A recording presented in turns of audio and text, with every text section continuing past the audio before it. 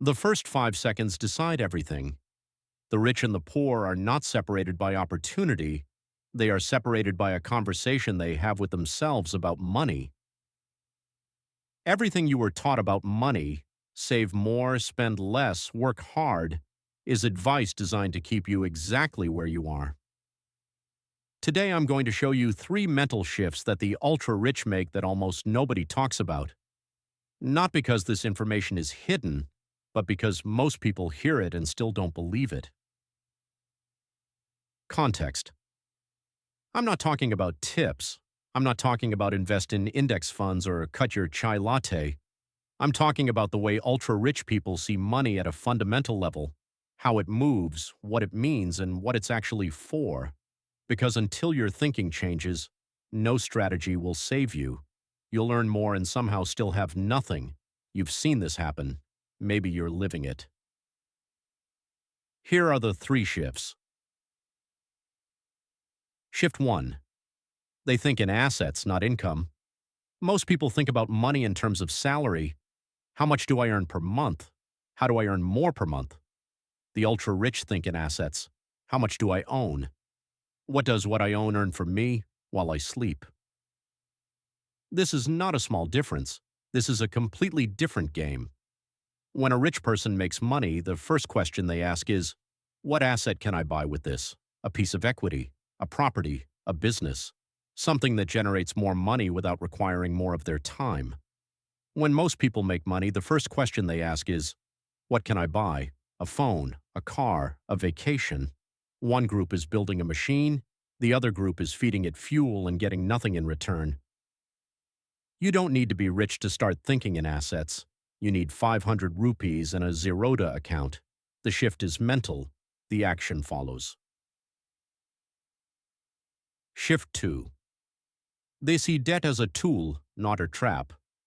In India, we are raised to be terrified of debt. Qarz mat lo, apni auqat mein raho. Debt is shame.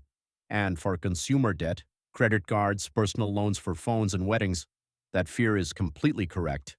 That debt destroys you. But the ultra-rich use a different kind of debt. They borrow money to buy assets that generate more than the cost of borrowing. A business loan at 12% to fund a venture returning 40%. A mortgage on a property that generates rental income above the EMI. They use other people's money to make their own money work faster. This is called leverage. And it is the single biggest reason the gap between rich and poor grows, not greed, not luck, not corruption. Leverage. The shift. Stop thinking debt is always bad. Start asking, does this debt create an asset or does it fund a lifestyle? One answer builds wealth, the other destroys it. Shift 3. They pay themselves first. Here is how most people handle their salary. Income comes in, rent, EMI, groceries, bills, parents, socializing. Everything gets paid. Whatever is left, which is usually nothing, gets saved. The ultra-rich reverse this completely. The moment money arrives, a fixed percentage, 20%, 30%, sometimes more, is moved immediately into investments, before rent, before food, before anything. Then they live on what remains. This sounds simple. It is simple, but it requires one thing most people never develop: the willingness to be uncomfortable in the present so that the future becomes inevitable. Start with 10%. Before you pay anyone else, pay yourself. Put it somewhere it works.